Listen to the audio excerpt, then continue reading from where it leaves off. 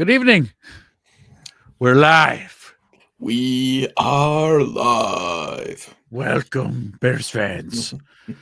Welcome back, ladies and gentlemen.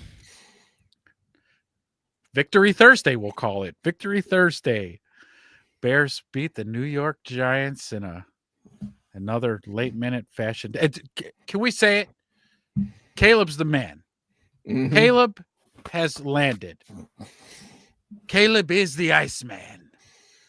Ice Caleb.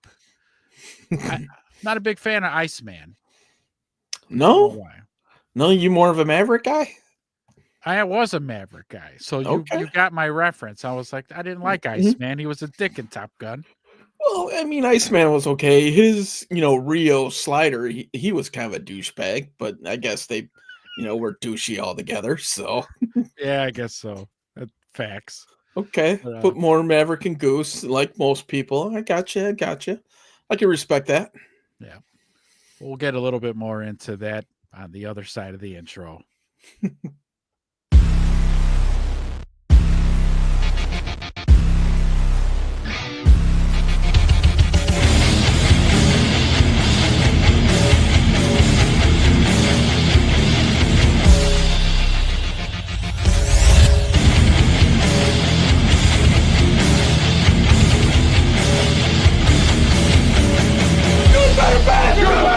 Never let it rest. Never let it rest. You're good gets better. And you better get better.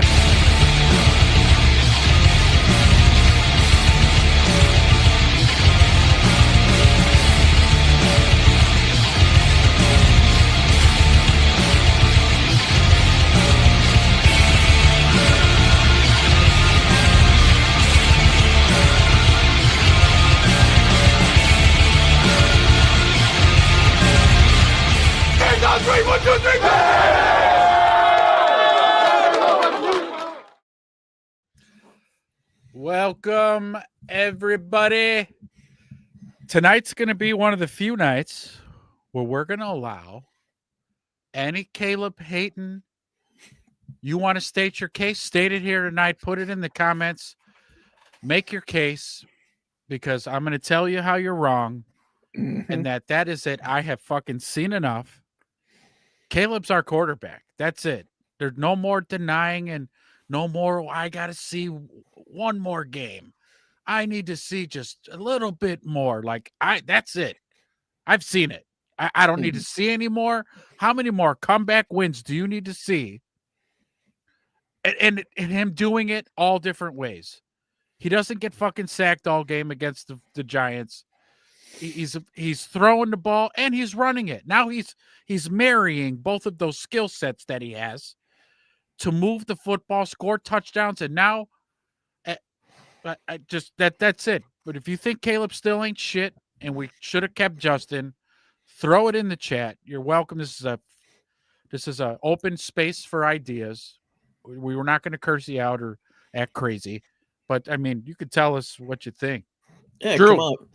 Bust out your best Samuel L. Jackson, right? Well, allow me to retort. Bring it. Let's go. Because we will retort as well.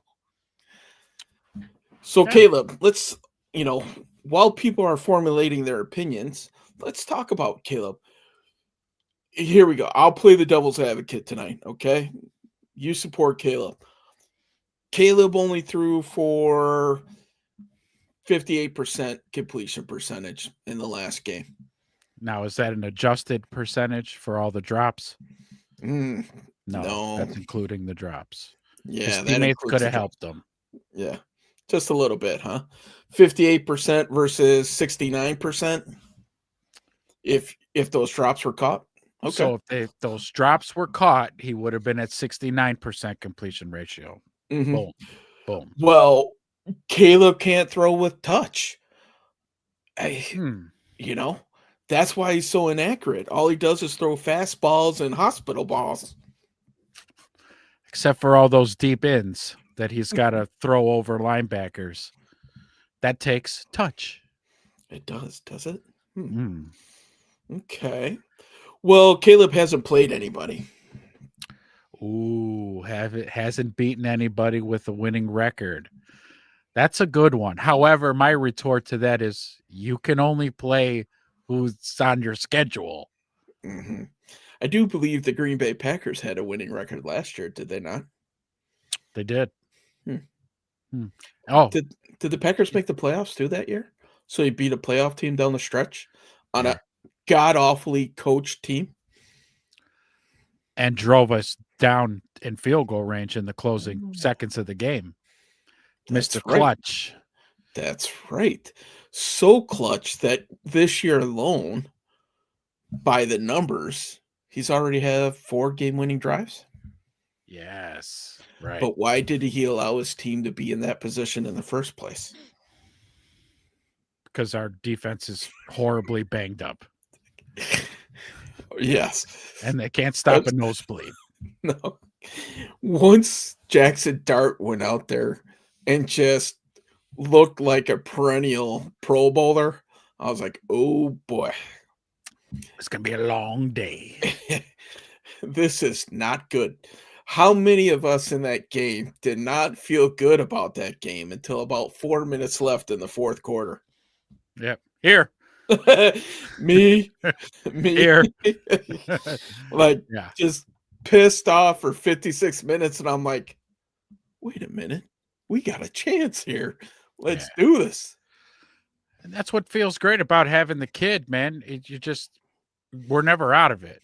I mean, it would Mhm. have to be a doggone blowout to be like, oh, wait, we're never making it back from this. But Yeah. not with Caleb, man. We could claw and scratch our way back in, and the kid will put the cape on and take care of business himself. I kind of really enjoyed that last touchdown run that he had. If you saw the all 22, Zacchaeus was wide open.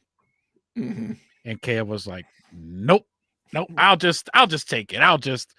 You've been dropping enough balls Yeah, today. I'll just take this one in myself. I And got this, guys. yeah, great downfield blocking by Cole Kmet. And Zacchaeus kind of got in the way a little bit. And then Caleb was able to get in there. But yeah, smart choice not to throw it to Zacchaeus there. But I don't know what more anybody wants to see.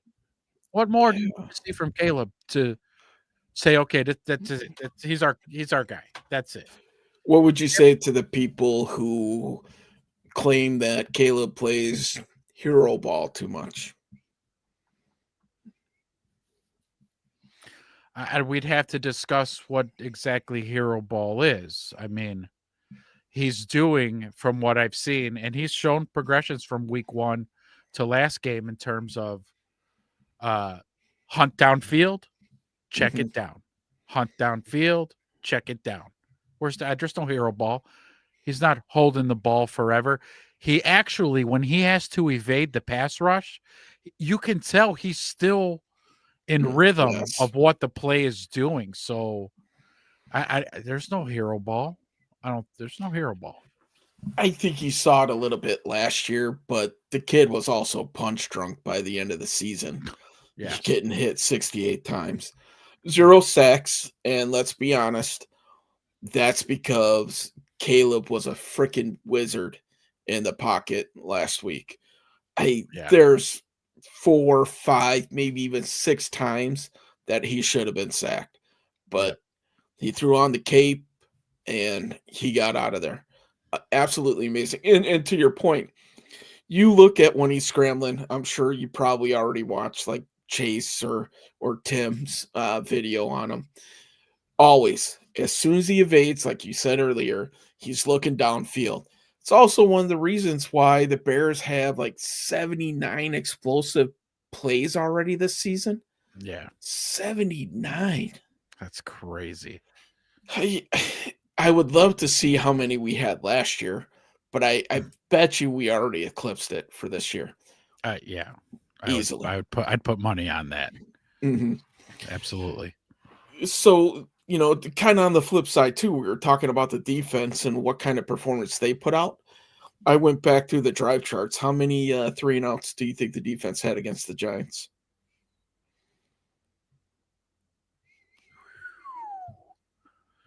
Can you remember Um any? that last drive I thought maybe might that have was been 2, one. but no, Oh, it wasn't. no. I don't know then. Not many. 0 to be Oh, exact. all right. 0 Okay. 3 and outs, which Freaking was none. shocking. I remember last Wow. year tracking that because that's usually a measure of a defense. How many 3 and outs? We won a game where our defense did not force any 3 and outs. Holy, what? Wow. It's because we have an offense. It's Yeah. because we have a run game. It's because we have a playmaker at quarterback, which we haven't been able to say in 15 freaking years. Minimum. Yeah. And we have playmakers on the outside, which is Yes. fun to say too. I mean, we might have always had playmakers. We just never had anybody to throw them the ball. That's probably the big part of it. Correct. I agree. That's another variable. Right. Right. I mean, so if you're wondering what side this show is on Caleb, after this last 10 minutes, you should have no doubt. The dude's the man, right? Yeah. He's the dude. He's the guy. He's got the it factor. He's got all that. We were talking about his mic'd up comments. Learned a lot about Caleb through his mic'd up comments. I'll let you kind of take over kind of what you were saying before. Yeah, watching that mic'd up of Caleb, man, that it was super interesting to get to see another couple little sides of the guy that we don't know about. One big one is like the leadership role that he's stepping into, and to be encouraging his players before drives and in the huddle to be saying, "Just do your job. Just do your job. We're gonna go score. Just do your job, and we'll score." And I was like, "Wow, okay, he's pumping his guys up, hyping them up, and getting them ready for a drive." I just maybe thought he would be quiet, but Mhm. he's not. So he's vocal there. And then the toughness. I really like the toughness because that one scramble he had that he went down the left sideline, but he got tackled at like the 2.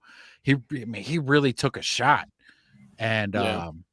popped right up, gets in the huddle, and they kind of up tempoed, get to the line of scrimmage, does his drop back, and then boom, hits Rome wide open in the end zone. And instead of being like, "Yeah," he was like, "Oh God. Oh, Thank goodness. oh Yeah. my God. Oh, we Oh made it.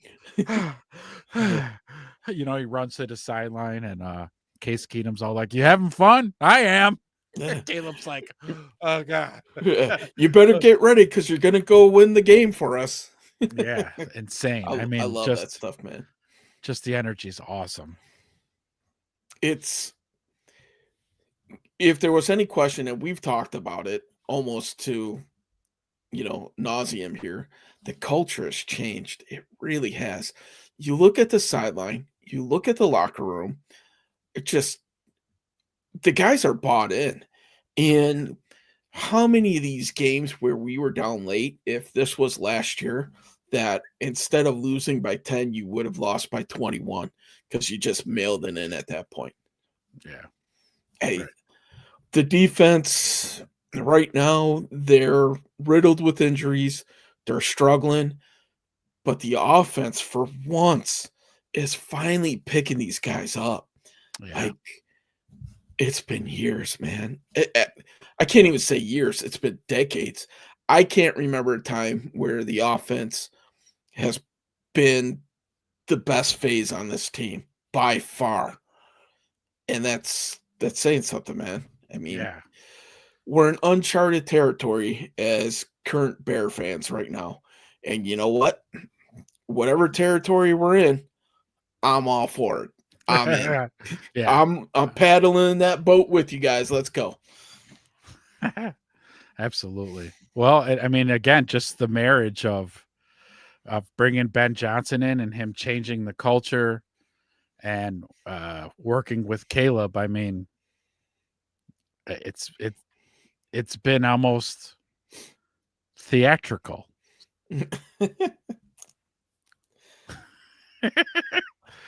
There he is on Caleb's back, schooling him just like Yoda did Luke Skywalker. That's Yeah. our guy. I thought Caleb was a little bit thicker, honestly, man. It looks like he needs to work on upper body in the off season here. Yeah, he's all ass and legs. Yeah. The boy thick. The boy thick, boy. just not upstairs. That's so funny. That looks like Ben Johnson. So, all right. Beautiful. I love it. But we make fun of it, and that's a great clip. But man, is that an accurate depiction of probably what that relationship is like, right? Master to the apprentice. Let's go. Yeah. Yeah. And to think this kid's going to go into year 2 next year. Oh, I Yeah. mean, we realistically can be talking top 3 offense. I was going to say top 5, but that might be selling them short. We might be Sure. top 3, Right. right? Barring major injury like any team. But I mean, what man, are we now? Again, like our yards per game is top 10 and mhm. our Scoring is like 6 or scoring is 7. Yeah. yes, right there touching top 5. And Mhm. so yeah, man, finish off this season, gather more, play more reps, more time on task, more chemistry with your receivers, and then keep letting that offensive line gel. Because tell me a little bit about that offensive line play. Ah, Darnell Wright again, man. I mean, Monster, he's blowing dudes up with one hand now. What? Banks monster. 11 sacks, tries to pull the spin move on him, and Darnell Wright threw out that big old bear claw and just knocked the dude straight on his ass. And Unbelievable. after that, he didn't want a whole lot to do with Darnell Wright. I saw him on the left a whole lot more after that. Right? Am I right? Like, no, he wanted nothing to do with it. And let's be honest here, offensive line wise, there was a ton of pressure on Caleb, a ton. And it was coming from inside, outside. But with the play calling, I think they identified that, shortened it up a little bit. But Caleb was, like we said before, he was still hunting downfield. And these guys, Theo, I think I was reading something today that Theo was rated like number 3 in PFF run blocking grades, but I think he's What? like bottom 5 in pass. So, Oh, okay. Yeah. See, yeah. that's super lopsided. You can keep Yeah. talking. I'm just going to run this. Okay. I mean, this club move is just absolutely insane. You know how strong you have to be to do that to an NFL defensive end? I mean, the dude looked like a top. That's He just insane. spun him right around. Yeah. Woo! I mean, you're talking the NFL's leading sack leader right there. Yeah. Not the Put biggest put guy, on his but ass. Yeah, yeah. he's not the biggest guy, but I mean, Look 11 what he sacks. did to Turner against the Oh, Bengals, man. I mean, yeah. he's not a small dude, and he just made him look silly. Like, Darnell welcome to Wright, the NFL, Rook. he might be if PFF and everybody around the league's paying attention, he might make a Pro Bowl playing like Uh, this. he's top 4 tackle in the league, highest rated right tackle. And that was before this week. I haven't seen anything on where he's at after this week, but I don't think he did anything to hurt himself. I No, mean, he certainly was not. solid. Yeah. I mean, that's a corner piece to build around. And if we can find a young left tackle or develop Theo's pass blocking technique, if he's that much of a mauler in the run game, and even if you get him to average or above average in the pass game, Theo could be a decent player for him too.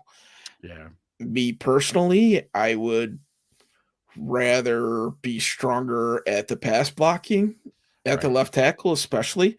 Right tackle is usually the reverse because it's the front side, it's not the blind side, blah, blah, Right. blah. But I mean, I think we talked about it. I think they're still going to look left tackle, especially in the draft. That's going to be one of the key offensive positions that they're going to look for.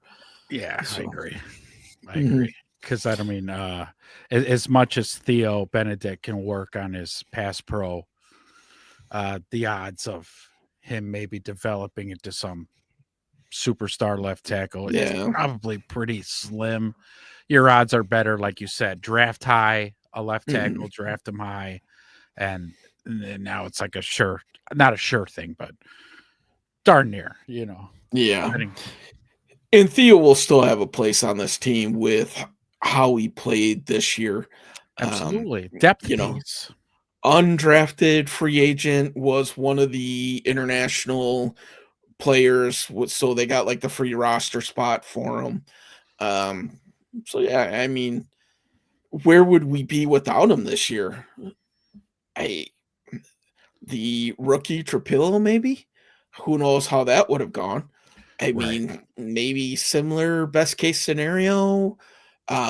Braxton Jones is hurt, so he wouldn't be in there. And we know what we get with Braxton Jones. A couple games he would have been all right because he went up against a couple speed rushers, but Right. I mean, the dude's got no anchor. We've talked about that at great depth, and we've seen it for 3 or 4 years. The bull rush just takes him right into the quarterback's lap. Yep. I'm guessing he probably won't be here next year. Yeah, it's a shame that he got hurt and was on the IR for the trade deadline. I Yeah. do have a feeling he would have been shipped out if he wasn't.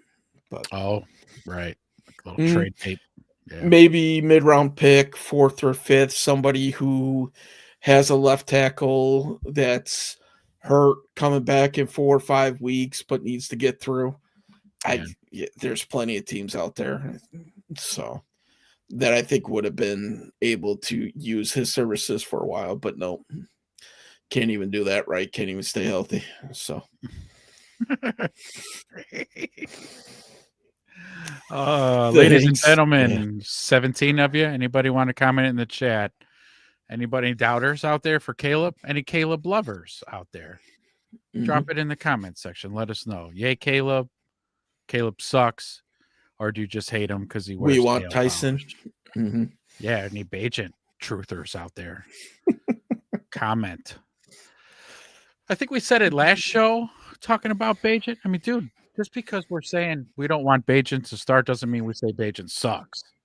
Like I'm happy with Bajent being our backup. I feel Mhm. comfortable with Bajent being our backup. If he's got to play 2 games, 4 games even, because we've seen him go on a 4-game stretch when Justin got hurt, and he went 2-2.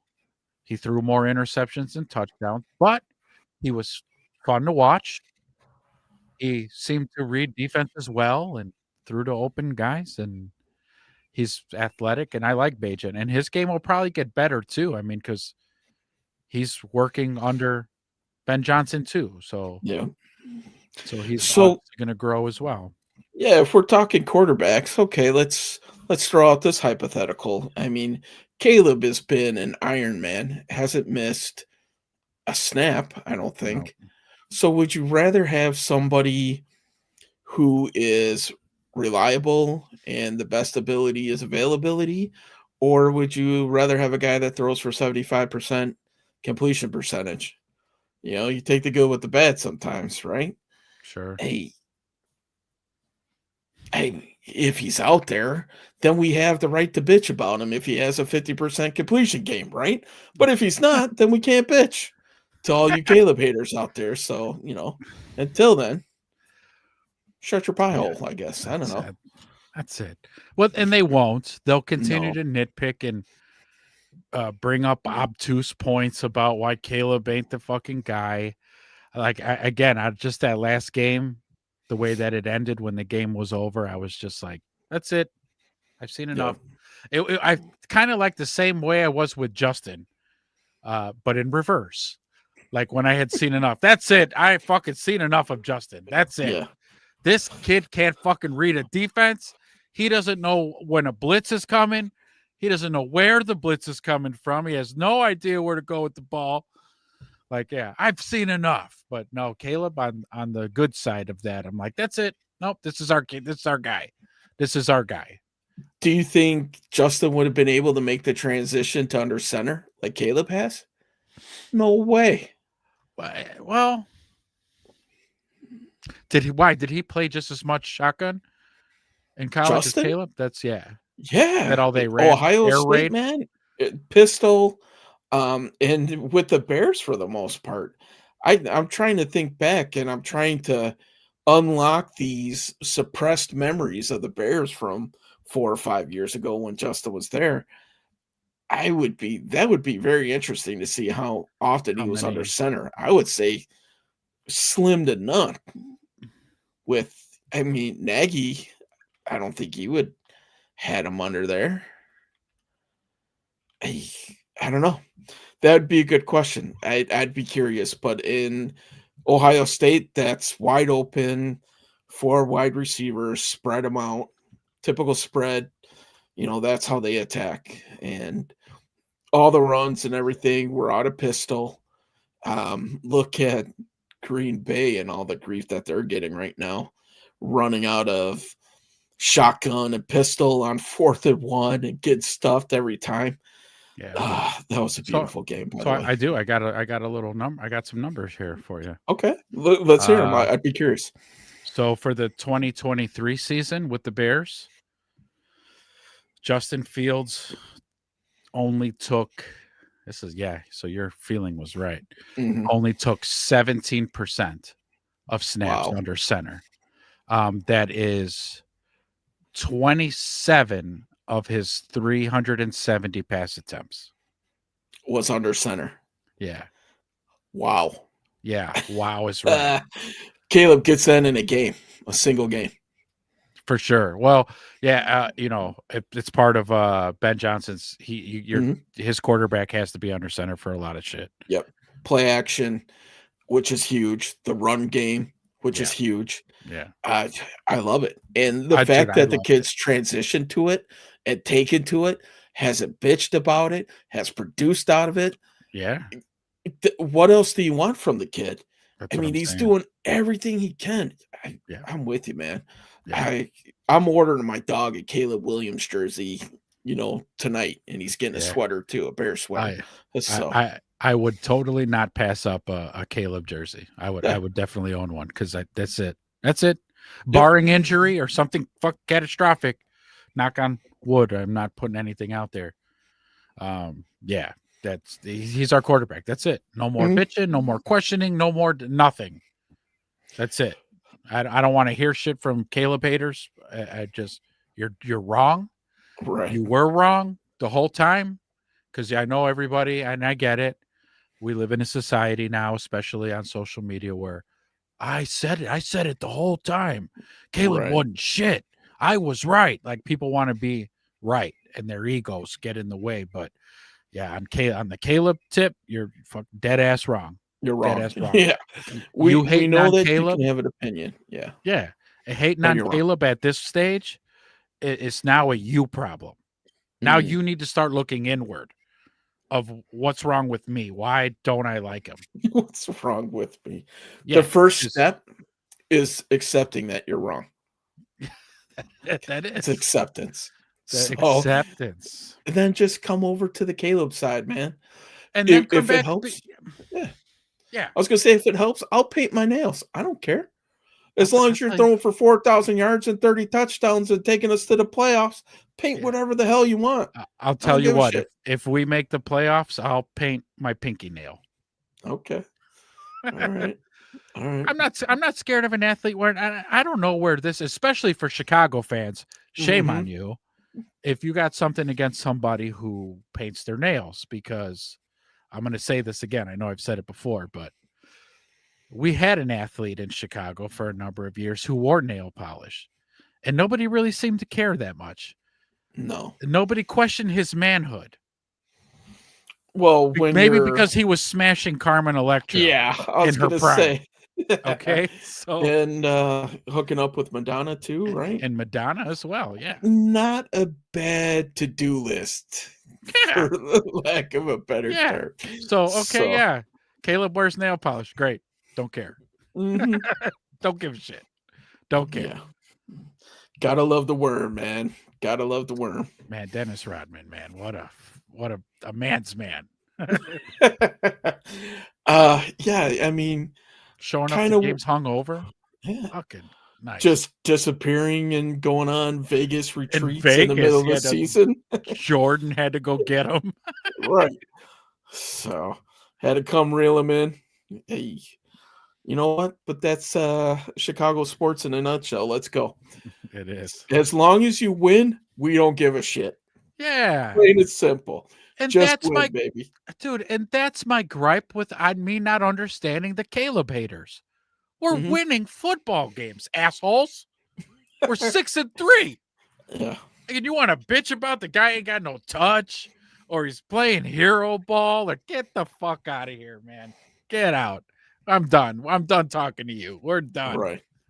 How many fourth quarter comebacks did Justin Fields have in his time with Chicago? I 0? I don't know, but I bet you it's not 4, which is what Caleb has just this freaking season. And we talked about it at the beginning of our show when it first started, and we were talking about Caleb. Think of the national narrative on this guy last year, right? Oh, he can't win, he can't do this. But us who watched the games saw it last year and what he Right. was able to do. Bring the team back, but then the flu gets in the way, whatever the case may be, and we lost all these games. Right. Not so fast, my friend, because the national narrative is starting to turn. And if you're anything like me and you digested a lot of content this week to kind of see what the narrative is, it has pulled a 180, except for Cam Newton. And fuck you, Cam Newton. Oh, Get I the fuck saw out of that. I'm like, football. dude, Yeah. Cam, dude. Yeah.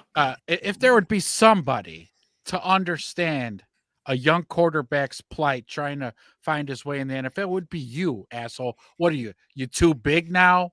Now Mhm. you're all judgy on Caleb? Like, dude, I was like, I was never a fan of Cam Newton, though, just to be No. fair. I never liked him anyway. So him saying that, I was just like, yeah, I thought so. I thought I knew I shouldn't have liked you. Yeah. I hope another parent kicks your ass at your football camp. Bitch. Maybe it was another coach. I don't know.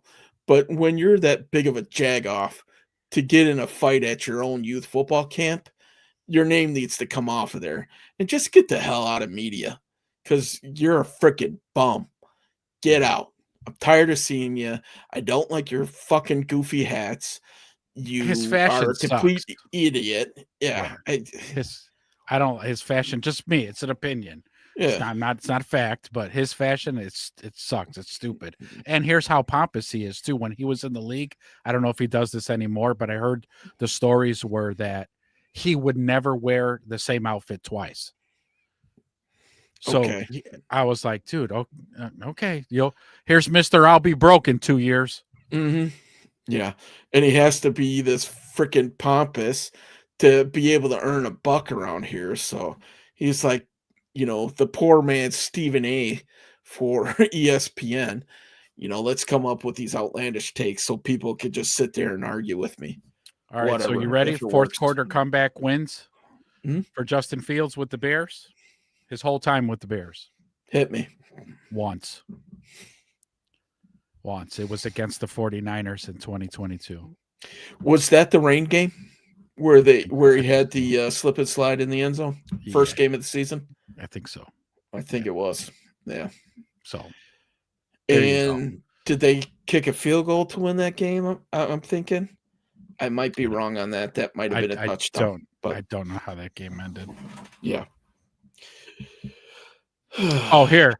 You want to know how many turnovers Justin had in fourth quarter comebacks or attempts? Hit me. 7 turnovers. Okay, 4 came away by interception and 3 by fumble. There you go. That's clutch. Yeah. Blown clutch, maybe. So, what's the opposite of clutch? Yeah. Accident prone, disaster, choke meister, chokers. Yeah. All right, yeah. well, I'm glad more guests are filing in. We're talking about Caleb Williams, y'all. That he's the man, in our opinion. If you have a different opinion, let us know. Join the chat. Let us know. Caleb Williams ain't shit, or is he our franchise quarterback? Yeah. It's amazing to see the kid operate. And call it what you want, Homer looking through the Bears colored lenses. I don't care what you call it. Like you said, he's the dude. He's our guy. I think as long as Ben Johnson is with this organization, Caleb was with this organization. And that marriage there over the course of 10 years, hopefully they both last that long. Sky's the limit. Now, what we need to do is keep that going, right?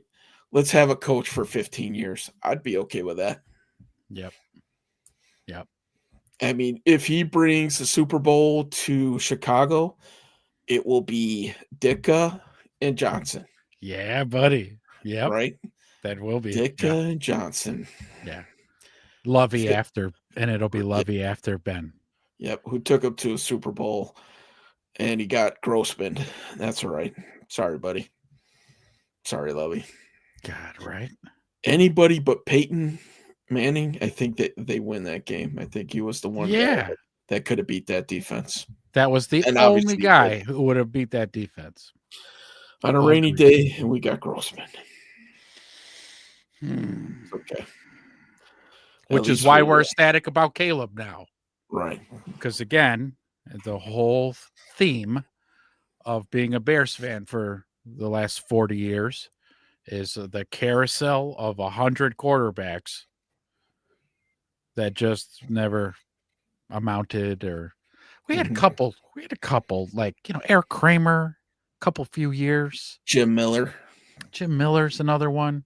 Remember that one year, Jim Miller and Shane Matthews? It seemed like they were starting every other game, but they were both balling out pretty good.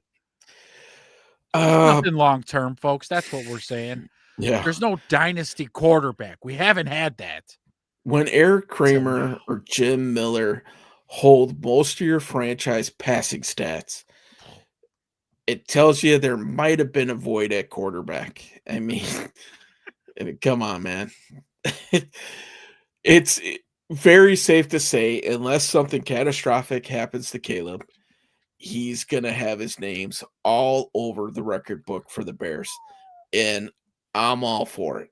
And he's going to do it in like 3 or 4 years. It's going to be the first. Take long. No, it won't take long. He will be in all the record books by the time his rookie deal is up. Book it. Go to Vegas, put your money down. I guarantee it. So. Yeah. I mean, that's a bold prediction, but I think I would take that action. I would sign up for that too. Yeah, I would. I'd put a few gummy bears on that for sure. But that's another indictment on the horribleness of quarterback play in this town. Yeah. Just the things that we have gotten used to. It's like Stockholm syndrome, right? Like we just got lulled into this state of believing that poor quarterback play is just what we're used to, what we deserve. I don't know what you want to call it, but now that we got somebody, I'm lost for words, man. It's like, maybe I've never felt this way in a long time. Maybe we could go on a 10-year stretch and only have one quarterback, who's starting for us, or maybe 3 or 4 because of he might miss a game or two. Right. The way the kid plays, he might miss a game or two, but I mean, he's young, he's strong, and he hasn't missed anything yet. I don't even really remember him being on the injury report at any point in time with anything. So I was actually shocked we didn't see him on the injury report this week. Yeah, with like after that shot he took, I was like, he's got to have something. But nope, nothing.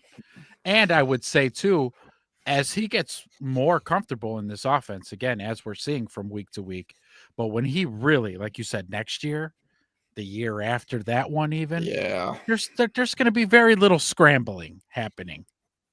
He's going to be dropping back, bam, dropping back, boom, dropping back, bam. That's it's going to be like, wide zone left, wide zone right, inside power, drop it back, bam. Hell yeah. And I can't wait. So with us being on Caleb, is he hitting 4,000 yards this year? Oh my God.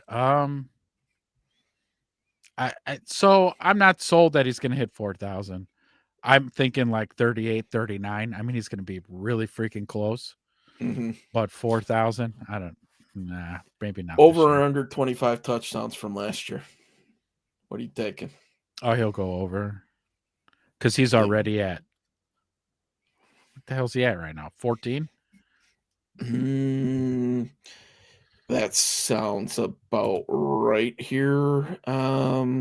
He is 13 touchdowns to 4 13. picks right now. Yeah. 13. 13. Mhm. Yeah, he'll be over Okay. Thinking that 25 to 30 range. somewhere in there. Yeah. Okay. Okay. Maybe 26, 27, 28, somewhere in there. I Who knows, think though? we'll Could be more. see. Could be less. I'm still waiting for like the 400-yard game from him. It's in that right arm. I could see it. I'm Yeah. just waiting for it. Yeah. Like 28 for 35 game for 4 bills, 4 touchdowns. Mm. And he might need to pull 1 or 2 of those games out down the stretch. We'll see. We'll see. Yeah. Yeah. So I don't know how much you want to start getting into maybe some of the other players, or if you want to recap the Giants and circle back around. I think we've stated our case for Caleb Yeah. pretty strongly here. You know, I kind of wouldn't mind talking about sticking with the Giants game for a little bit. Let's our defense. We've got I know we're riddled with injury. I get it. And the next men are stepping in and stepping up. But it just from your starters to secondary, there's a drop off. Yeah. It's not like next man up and you got another Jalen Johnson. You don't. You got Nashawn Wright. So I just wonder how sustainable going forward without our starters. I mean, we don't have a choice. If they're not healthy, we're going with the backup guys. But we could have, and I don't want to get too much into Minnesota, but we gotta remember what happened with Cincinnati with 2 stud wide receivers. Well, we got 2. We're meeting this. I was going to say coming into town, but we're in Minnesota. Yeah. The only saving grace there is just, who's going to show up, JJ or 9? Yeah. We'll get into that. We'll get into that on Sunday. But so injuries on defense really shown. If it wasn't for Jackson Dart getting hurt in that Giants game, there's a good possibility we don't win that game. That was going to be my next question I asked you. Do the Bears win that game if Dart doesn't get knocked the fuck out? Probably not. Hey, I agree with you, man. Russ looks so bad. Russell Wilson, yeah, I know you've had a great career, buddy, but just walk off into the sunset, man. Hang him up. Yeah, call it a career. You and Rodgers need to get together. You know, take some ayahuasca or start a podcast together. Whatever you got to do, and then just whatever, man. Whatever prayer that old Jameis Winston told Russ must have been the wrong one because it didn't work. Russ didn't go out there hunting W's, that's for sure. So Jameis must have been praying that he gets the next start. Yeah, and he is. He is praying for some crab legs or something. I don't know. Oh, crab legs Jenkins. Eating dubs. One of my favorite speeches of all times. So let's talk about the defense in that game. Who would you say played the best game for the Bears on defense? Game? Yeah, the guy we just signed 2 weeks ago. Does that say something? Maybe. Let's be honest. He's been the best player since he's been on the Bears roster for the defense. I will say maybe a close second. It would be Sweat, because he does seem to be. I don't know if maybe he needed to work up a lather to get it going in week 9. Maybe he listens to the show and realizes that he was dicking the dog a little bit. I don't know. Yeah, but something like that, or it could have been one of those things where he was maybe not as healthy as they were telling us he was, and he had to work through something, and now maybe he's feeling better. I don't. Sack and a right. half last week for Sweat, right? Mhm. Yeah. His That's highest 1 sack sack. total game. So he's had a sack in each of his last 4 games. Yeah. So you keep that up, buddy. We're going to be all right. Keep that up. So we're talking about the defense while we're there during this Giants game. Thoughts on Austin Booker? What'd you think of him? Um, wow. I only remember seeing him a couple times, so maybe that's a good thing. Mhm. I think he too is also getting his sea legs. You know, I watched some film on Austin Booker. I was kind of curious to see if maybe you saw him jump off of the screen a little bit like I did, but um, pretty good pass rush. We thought he was a pass rush specialist, but I tell you what, man, from watching the tape and watching some film on him, his run fits were just as impressive as his pass rushing. And Nice. if that's the case, we might have something there. Yeah. It might be another year out or whatever. We talked about it before with Odangbo being down for the season. He's going to get a shot. So we're going to see what he has, and we're going to see what he has. He's going up a pretty good against a good left tackle in Darashaw this week in Yeah. Minnesota. So let's see what you got, big boy. Yeah. You know, you got fresh legs coming in. You're healthy. Hey, to me, he looks bigger this season. I He don't did put remember him on. look. Yeah, You're right. No, he put on some man weight in the yeah. offseason. Mhm. It I don't remember him looking this big in the offseason even. So even like if he was down, man, I think he was hitting the weight room because he Protein looks and a little weights. bit. Yeah, weight Well, gain 3,000, right? this is kind of like that's Dennis Allen's scheme. That's what Yeah, he he likes likes big D ends. yeah, he likes the edges to be bigger. So he Mhm. probably told him, "Hey, if you want to be on this team and a part of my defense, we're gonna need you to put on a few pounds." Yeah, and even Okay. when he did, the early results show that he didn't slow down at all. So Yeah. I'm excited to see what he does for the rest of this season. I think the table's set for the young man. Um, It's I mean, it's his job to lose from here on mhm. out. So And if that contract was front loaded for Dangbo, I would have to look into his contract situation, but even when he was healthy, he was not living up to the billing. Let's be honest. That no, was not a good signing. definitely not. No. So, No. This one might be on that polls list when we review mhm, his performance at the end of the season. yeah, That one's being chalked up as that was a bad one. yeah. Good thing he has Tooney. That seems to be one of the best moves he might have made. Yeah. He's just so good.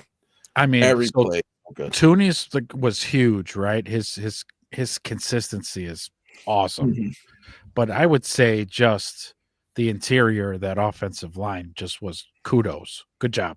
yeah. Jackson seems to be kind of rounding into form. He's Yeah. been playing a lot better. Yeah. He's playing stronger. Hey, Dahlman seems to be.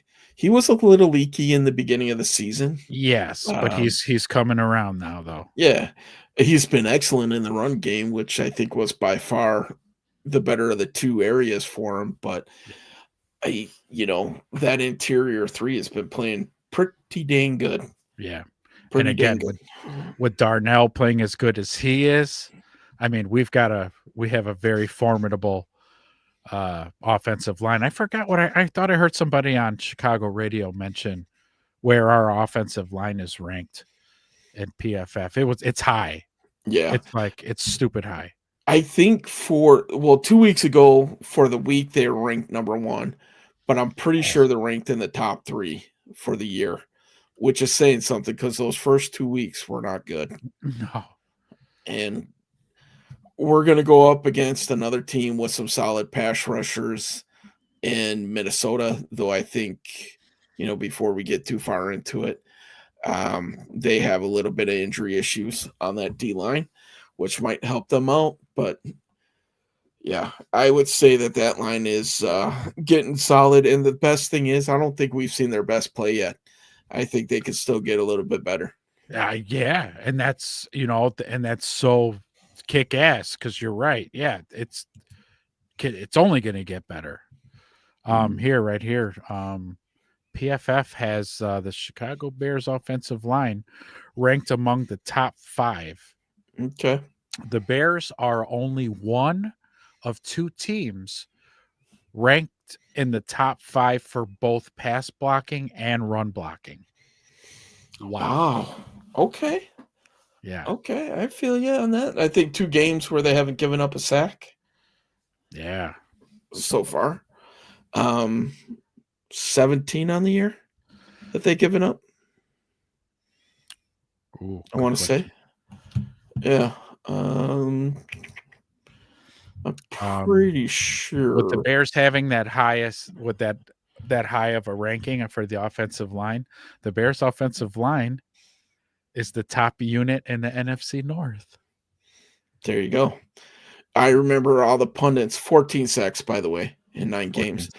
I remember all the pundits, all these rankings of every position. Everybody had the Bears online as last. Well, screw you. You were wrong. Yep. And it's going to be one of the better units. And Detroit has a pretty good unit themselves, though they lost a couple pieces. They did. And Detroit. Yeah. You're about to go right where I was gonna go. Go ahead. Dan Campbell calling the plays. What the hell is going on out there that Dan Campbell has to call the plays? According to Dan Campbell, he just wanted to see a little bit more rhythm, right? A little bit more consistency.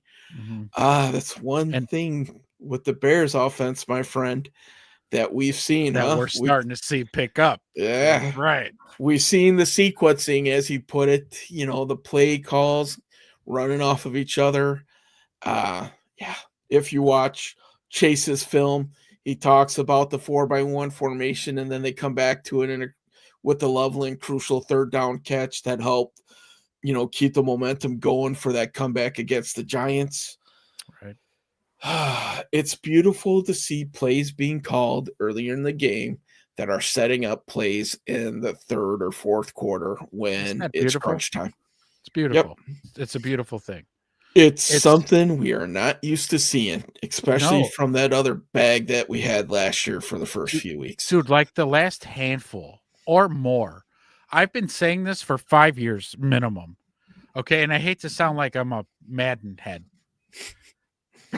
because I am, but I know NFL offenses run like this. Why in the fuck with past OCs, I would get so mad because every time you see a formation, it's like, oh, we're running, and then we run. And then you see a different formation. Oh, we're going to pass it, and then we pass it.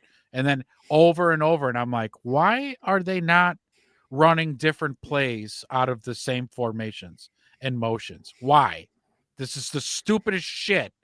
But that's the way they called their offenses. And now, when Ben Johnson was getting interviewed early on, he gets hired, and finally the media gets to him. And he has said this throughout, but I'm saying that my relief from my chest left, all that weight, when I heard him say, oh, yeah, we want to make the same things look different and different things look the same and all in that whole shtick. And I was like, yeah, finally. Yes. Right. Yeah. We saw it in Sunday. So if you remember the formation, it was 3 tight end jumbo. Oh, okay. Right. So they had 2 traditional tight ends. Trapillo was eligible. Nice. So they were in a jumbo with 2 tight ends, though Trapillo was technically reporting as a tight end. Right. And they freaking pass it out of that. Nice. After they ran it to death, 2 or 3 plays in the first half, they're running it. And then they run like an over with the tight end. And I think Loveland had one of his receptions out of there. Yeah. We talked about that 4-by-1 formation. If you watch Chase's film, critical 3rd down in the 4th quarter. It's stuff like that where you're like, man, this dude is playing chess, man. He's a quarter or 2 quarters ahead. Yeah.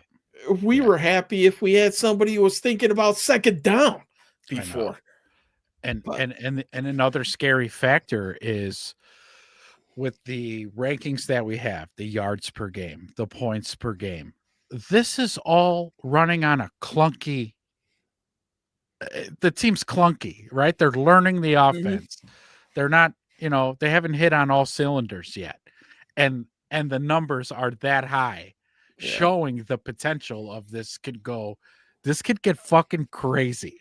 Okay. yeah, This could get crazy. Well, think about like the Lions offense the last 3 years. I want to say like they were close to averaging almost 40 points last year. I might have to look that up. Might have to yeah. fact check that one, but um Well, you look at it too. I mean, how many years in a row was Ben Johnson's offense ranked one? yeah, 3? 3. He was assistant coach of the year last year because of it. So that tells me it's consistent. It's an offense that works.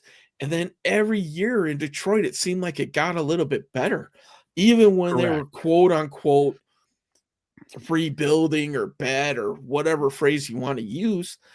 The offense still got better and better.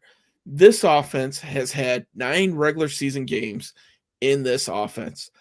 And the exciting thing is during that bye week, we saw monumental improvement, especially in the run game. Imagine what he could do with a full off season, Yeah. right? Like this offense was install. This is Next off install. season is putting in even more Right. because you're going to have Caleb, you're going to have Rome, TJ's going to be around, you're Yep. going to have Burden, Bert, yep. Swift, Both and the tight young ends, guy. Yeah, like, same yeah, offensive line, maybe a new yeah, tackle, left maybe. tackle. You know, it's like I'm getting excited just thinking about the leaps that this offense could take from year 1 to 2. And this offense ain't bad right now, right? It's not too bad right now, Yeah, right? it's going pretty good. And do you think that as this stuff gets layered in and this offense continues to improve and Caleb's reads get faster, he might not complete a few extra balls? Could 70% be on the table next year? Why the hell not? Right. Right? Right. Right. Why not? So we'll see how it goes moving forward. Were you able to get those numbers? Did I stall long enough? The Lions average points per game. Their most recent season, so being last year, was 30.3 points per game. Okay. The season before that was 27.5. And the season before that was 25.1. So that's their first season with Ben. Our first season, we're also 26.6 are for you getting points per different game. are you getting different numbers? No, I went off of memory off of that. Oh no, 27.5. Okay, maybe after this last week, maybe I'm thinking of last week's numbers from the tail of the tape. I just so happen to have that Oh, here, by the way. I'm going off of Lions. Okay. Oh, gotcha. But These yeah, were the Lions seasons. Bears this year 26.9. So he's a point and a half better than he was with the Lions the first year, right? Is that how we're going to compare this? Yeah, why Why not? not? Yeah, exactly. So it's the Ben Johnson effect, ladies and gentlemen. Yeah, that's We absolutely it. lost our phrase. I think we lost our copyright on that phrase, but that's okay. Everybody's running wild with it. Well, Yeah. you know, it's a common thing. Ben Yeah. Johnson effect. We get it. That's all right. You know what though? We're over here at the Everything Bear Show. We're just an endless, infinite fountain of ideas and new ideas, new sayings, we got it. We got Mm, it. So if you mm, want some freebies, you're welcome. You're welcome. yeah. Take it and run with it. Take If it you and run make with it. t-shirts, just give me a small cut, man. I don't need a whole lot, just enough to maybe buy a brisket or two for the old smoker. So, uh, Giants game, wrapping that guy up. yeah. Man, that win was so badly needed. in order to make that Yeah. playoff push, right? Like Playoffs. playoffs. Yeah, playoffs. Without that win, I don't know if we could talk it. They'd be hunting 5 wins for the rest of the year. With it, we need 4. Yeah. So 4 now we're in hunting what, 8 10. games? Yeah. So we need 4 wins in 8 games. Got to go 500 for the rest of the year to get in. We have who do we have? We have Vikings, I'll pull it up. Steelers, Eagles, Packers, 49ers, or Browns. Lions, or Brian. Yep, Browns in there. Then the Packers. Yeah, and then 49ers and Lions again. They close. They close with the Lions, right? Close with the Lions. Yeah. So 4 wins out of that. Dude, with the way the division is right now, if they go tick for tack the whole rest of the season, and that last game of the year ends up being like for the division, dude, it's gonna be pandemonium. It's gonna be. I'm gonna be so fucking blackout drunk. I'm not even gonna be able to see the game. And that's at home too, isn't it? Last game is outside. I think it's at home. Yeah, at home because I think they got drubbed at in Ford Field. So yeah.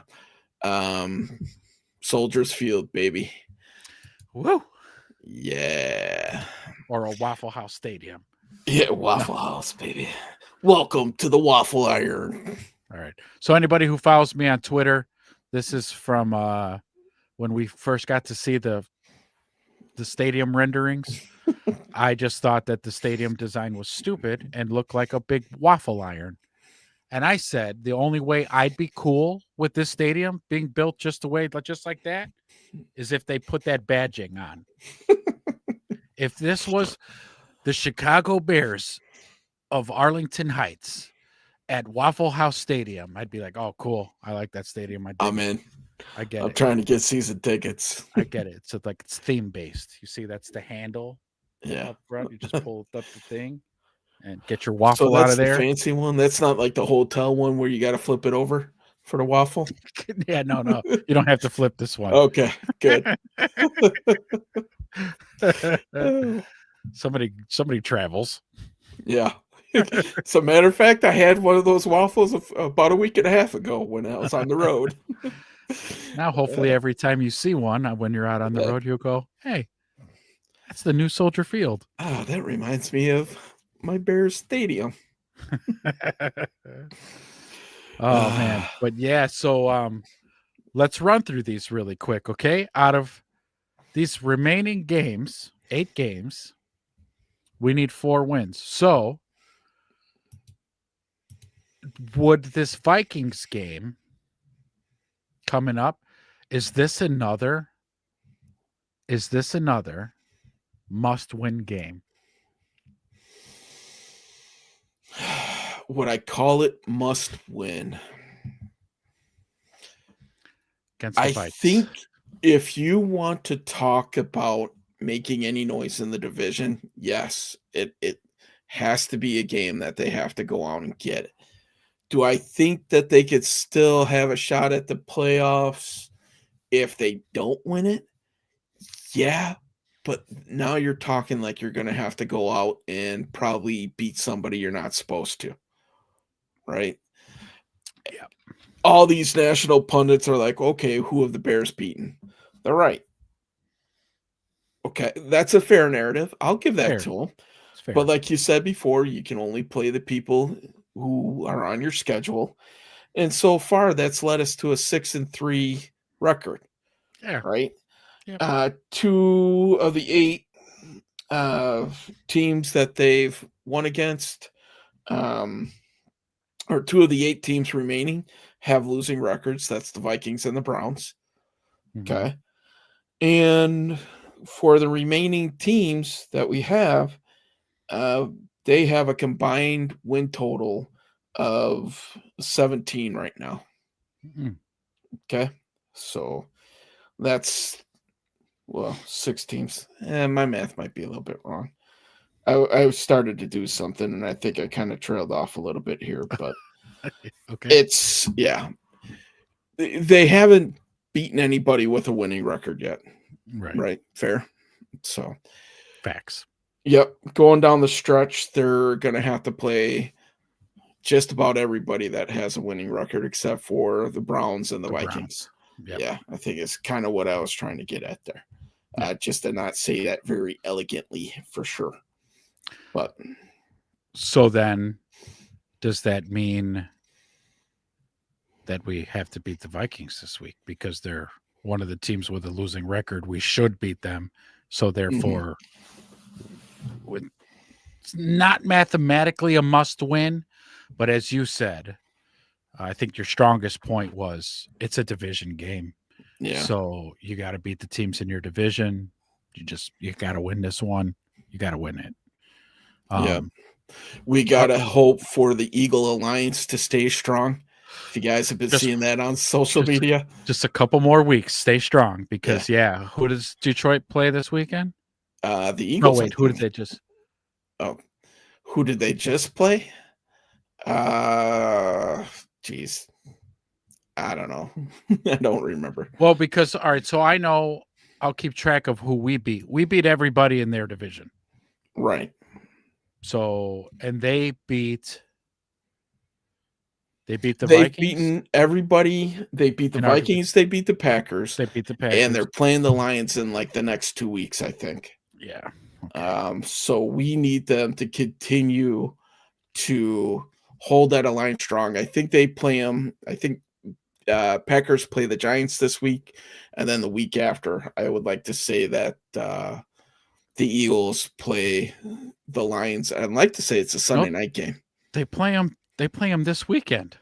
Oh, do they really? The Lions, yeah, Sunday night. Okay. Yeah, November 16th, baby. Yeah, that's right. I thought it was coming up this week. We'll have to. That'll be an interesting game to pick on the trip around the NFL on Sunday, because that game, if you watch that stinker on Monday night between the Eagles and the Packers, God, neither team looked good.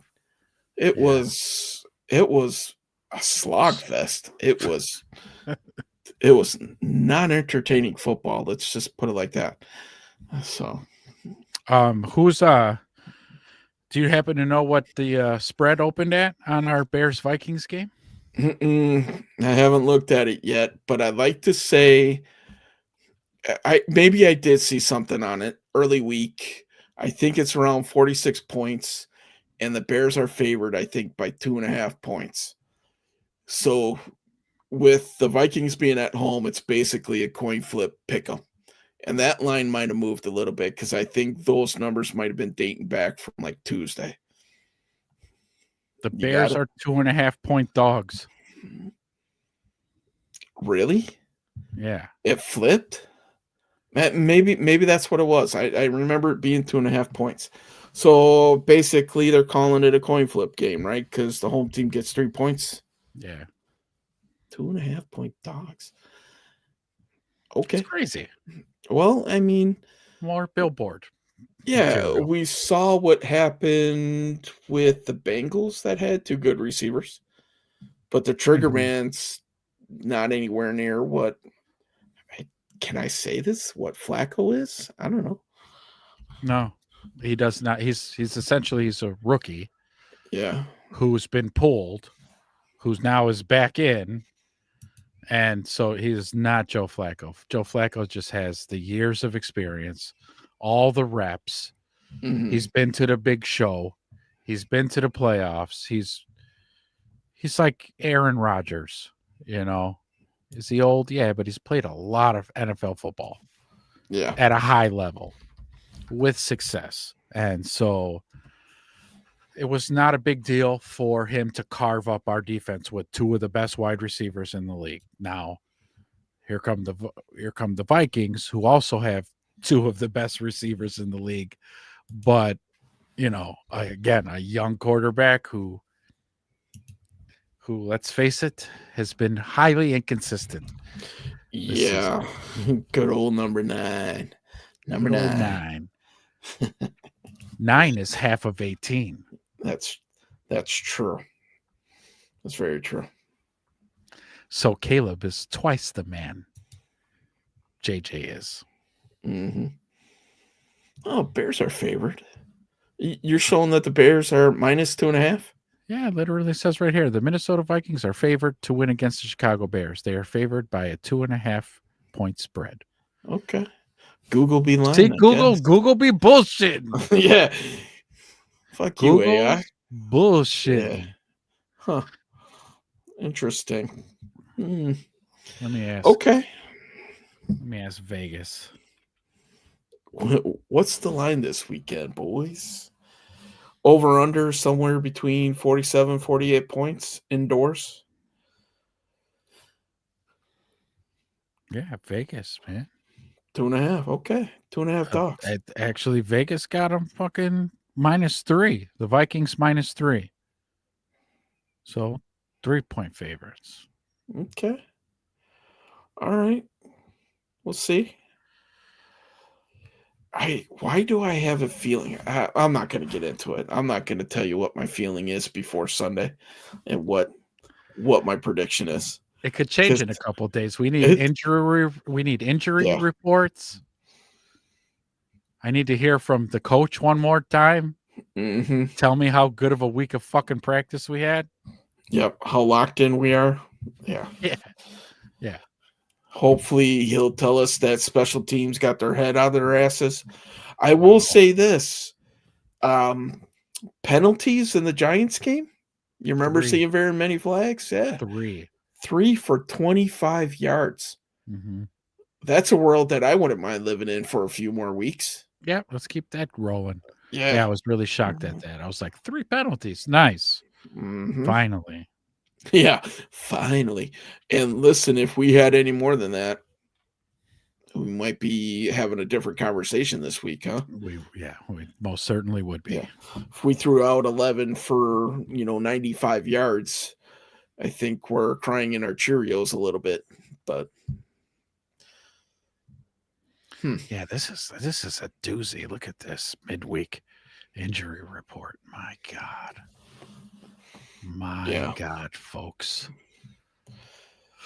Jaquan Brisker did not practice. TJ Yeah. Edwards also 2 days didn't practice. Joe Tooney, probably a rest day, but Yeah. Thursday is his rest day typically. is it okay? Yeah. What's LP? Left practice? Limited. Oh, limited. All right. So Yeah. DJ Moore and Rome, both limited. Josh Blackwell, Full FP, practice. full. Yep. So he took all the reps. It looks like he'll be back. Blackwell's back, baby. Yep. Cole Kmet, full practice. Grady Jarrett, yeah. Ruben Hippolyte, hey, buddy, you're back. Yeah, he was battling a knee. They thought that was going to be a lot worse, but it seems like he avoided the big injury. Tyreek didn't practice the day before, but was a full go.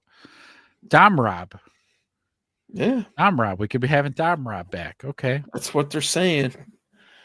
Swift, now instead of the groin, he's got the hip, but I'd rather see a hip than a groin. But full practice. For sure. Right? For sure. Mm-hmm. Or take the week off again and let's get Kyle some more work. Right.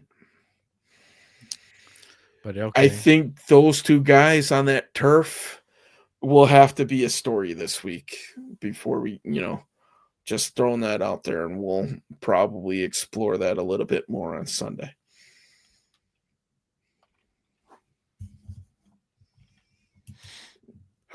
I know Minnesota's got a pretty decent list too, but they're not nearly as banged up as what the Bears are.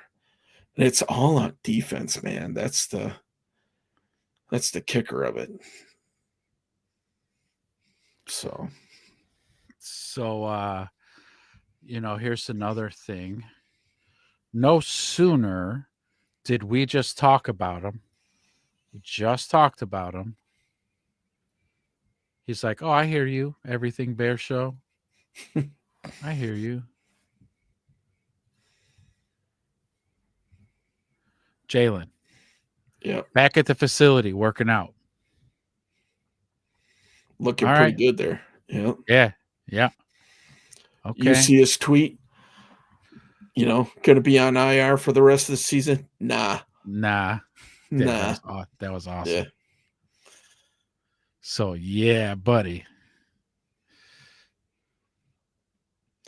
So let's spitball this a little bit. This was one of the topics I kept on running into. So let's say Kyler Gordon comes back, Jalen Johnson comes back. Yes. Yes. Okay, Stevenson's healthy, Nashawn Wright's there. Yep. What are you doing with CJ? Ooh. Yeah. Take him off the field? Does Brisker maybe split reps? So yeah, so you beat me. Yeah. Mhm. All that. All that. So I'm thinking this. Here'd be my master plan. So your full starters on the field. Byard, or at least secondary. Byard, Brisker, Jalen, Stevenson, Kyler, Nickel. Mhm. Now, between Kyler and Brisker, if you even need a little bit of a catch your breath, you put in CD. Mhm. Put him in. Put him in. Do you put him in? Do you split the reps with Kyler to keep him healthy? Because he's been so banged up and injury prone? So yes, yeah. I could even see some packages of, can you imagine a dime personnel with them too? One on each side, blitzing from the Oh, slot. yes. Yeah. Yeah. Give me Yeah. that. Give me I'll that. take all that too. All that. We'll roll the dice with Brisker on man coverage to see those two guys blitz. It might not turn out pretty, but for most of it, I think we'd be all right. So that's a thing too. I think let's talk about that. And I don't want to have this conversation, but Ezra's all about having those conversations that are hard to have because you need to have them. Answer this for me. Chat, there's 30 of you in here. Come on. Chime in. Let your voice be heard. Chime in with the wedge on my question I'm about to ask. Is Brisker a fucking liability back there? Is he a fucking liability back there? Because I'm seeing this kid take wrong angles left and right, and all these big receptions or these touchdowns are he's always lagging in last in line in 10 the yards behind the play. in the shot of the camera, and I'm like, oh, you fucking, what are you doing, Brisk? What are you doing? Okay. Because we like having these difficult conversations, the short answer to your question is yes. I do think he's a liability back there in coverage, 100%. If you're playing a team that likes to run the ball, different story. Mm-hmm. He plays big in the box, but man, and I love me some Brisker. Love him. But we're keeping it honest here. I know you do too. Got to keep it honest. Yeah, I don't see him being a long-term answer for this team. He just seemed so much better in coverage when Eddie Jackson was back there with him. Good old I don't know Bo, huh? I don't know, Bojack, man. He was my guy. But so far this season, he has not looked good. No. And that's not helping that back end of that secondary. And let's be honest, he's had a lot of opportunities to make some plays because these teams are throwing the ball all over the yard, and he's just nowhere to be seen. Right. Like you said, taking bad angles. If he's, the over-the-top guy, maybe he's got some dyslexia and he thinks he's the under guy, but that's where he's always at. I mean, people get on top of him quick. Yeah. And I don't know if he's just peeking into the backfield for too long, but yeah, he's not having a great year, and it's not helping. No. It's a shame because, like you said, I like him. I like the spirit. I like the physicality that he plays with, but out there in coverage, man, I feel like he's He's a damn liability. Yeah. Run support, like you say, he's awesome. Yeah.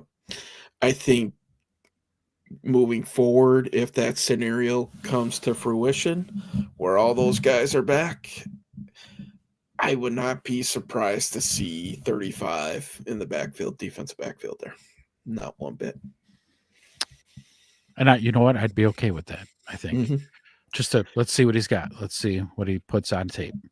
And when Brisker flashes, what is he doing? He's rushing the quarterback, right? Mm-hmm. He's blitzing. He's up in the box and blitzing. We know CJ can do that too.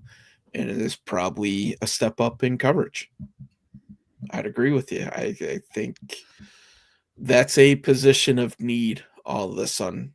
I think safety in general on the defense is going to be a position of need because Byard is, we talked about it. He's still sipping the water out of the fountain of youth, but there's one thing that's undefeated, and that's time, baby. Age and time, right? I mean, they'll get to you. And the clock's ticking for him. Yep. So there's we're only have to replace him. Yeah, there's only so much avocado ice cream you can eat to be TB12. So shit. Yeah. Dude. It's sorry, man. I feel like I should reach out and pat you on the back. It'll be okay. It'll be all right, though. We'll be all right. I follow Brisker on Twitter. So do I. So he's a good kid. Yeah. But like you said, just call it out how it is, right? We'll give it to you honest. Yeah, and there it was. Mm-hmm. Brisker's a damn liability out there. It sucks. Who knows? Maybe he turns it around. Maybe he has better games than blown coverages like he's had so far. But he had that one pick against New Orleans where he was looking for Spencer to dish out some punishment. Yeah. Outside of that, a few sacks, a few pressures. Yeah. About it. That's about it from our guy. Yeah. Mm-hmm. I wonder where he would be on some sort of PFF scoring. Yeah, what he would be ranked out of all the safeties. Yeah. I bet you he's bottom third, I would say. My guess. But I reserve the right to be wrong. I'm not a big PFF guy, but what else do we have really to rank people like that? And that's kind of the industry leader. So yeah. Oh my God. You found it? Yeah, I found it. Is he in the hundreds? So there's only 91 qualifying safeties. Is he in the 90s? He's in the hundreds. No, I'm just kidding. We were right. So, oh God, yeah, it's bad. Okay, so 91 qualifying safeties for this current season.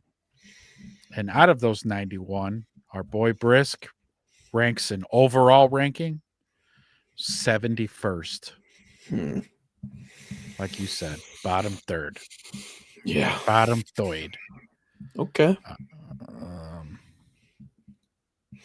And with the defensive line that can't rush the passer, that's not good either. He's had plenty of opportunities to defend a pass, that's for sure.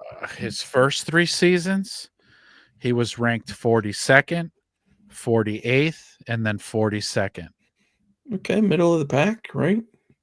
Sure, yeah. Yeah. Boy, he's kind of mirroring Bojack's a little bit, huh? Yeah, he's falling off there. Yeah, I wonder if and I hate to do this because I don't know. Could it be too many? Just one too many hits on the noggin. Slower reaction times, maybe like you said, he thinks he's on one side of the field, but he's on the other, and I don't know. I'm sure the injuries as a whole that seems to really deter your players. Their play once it starts dropping off, usually they've had some type of major injury, and the kid's been no stranger to the injury report. This year he's been pretty healthy, but Yeah, this year he's been good. It's just those concussions from seasons past, Yeah. where like last year's because he missed so much football last season because of that concussion. I was like, dude, I was almost pleading with Mhm. him. Just consider not playing football anymore, man. It's not worth it, dude. It's not worth Oh, it. what do you miss? Like the last 7 or 8 games? I want to say he Like missed it the just last couldn't come back? 11 games. Yeah, it could be. I know it was a bunch, and I mean, if you're punch drunk for that long, I'm glad to see that the kid is out there and he's got his wits about him. But yeah, Yeah, Brisker missed the final 12 games last season. wow, that's more than I thought. Huh. Yeah, he got concussed in week 5. And we saw Owens for most of that week, huh? Or most of that Yeah. time. Yeah. He ain't much better. Let's put it like that. He's a No, good depth piece, a good special team he's a piece, good but special teamer. yeah, you know, probably the best thing about him might be Simone, but that's a whole different story.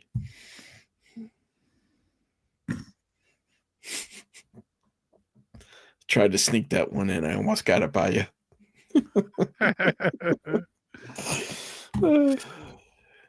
Yeah, we're going to be safety shopping next Yeah, season. I think so. I think we get a playmaker back there to get ready to step in for Byard. How many years do you think Byard's got? 2, maybe 3. Well, yeah, no, He's I 31, don't think. isn't he? Yeah, Yeah. I don't think 3. He'll finish up this season and maybe give us the whole season next year. I don't see him going much further than that. Yeah. It's And we should still look at safety anyways in case he gets hurt Mhm. because he's old, and that's going to happen. Yeah. Yeah, I think we talked about it pretty extensively. D-line and safety is where they need to go.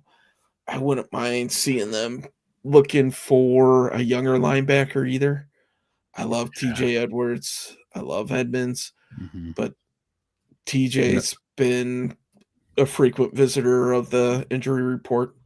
yeah, You know, it'd and be Noah nice to get some Toole, depth there. he's a liability in coverage. Oh yeah, we saw it in that Giants game. How many times? I mean, the kid hits like a freaking Mack truck. Unfortunately, he's like 4'10". Pretty easy to get the ball over him. So Right. very stark contrast between him and Edmonds there Yeah, in big terms time. of like being able to layer the ball over him. Yeah, You see him just flailing his arms like there's no way I can reach this, but I'm going to right. jump to give the old college try. Edmonds is a freak, though. He's so Yeah. freaking tall. But even still, TJ, he ain't the tallest dude, but he's great in coverage. He'll be around Yeah. that ball. But he's starting to get up there a little bit too, man. So we got to get younger there. We're known for linebackers in Chicago. How great would it be to find another just beast out there? I know. But I don't think that they would be drafting linebackers high.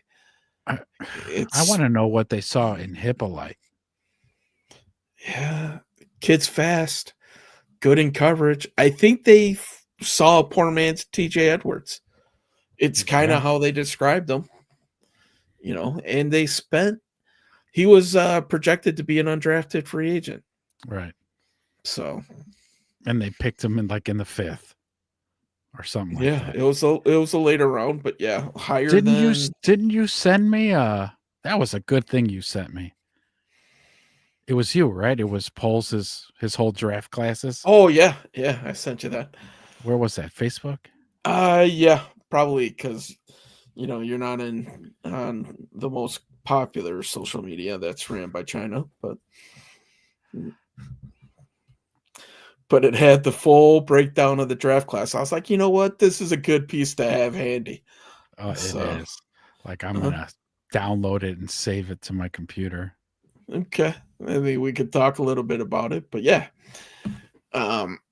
Some of his draft and stuff like that, you look at what Poles has done, just looking through the list, it was definitely more good than bad, and his higher draft picks seem to have stuck. The lower ones were the ones where you're like, "Who was this guy?" But that's typical of any draft. Sure.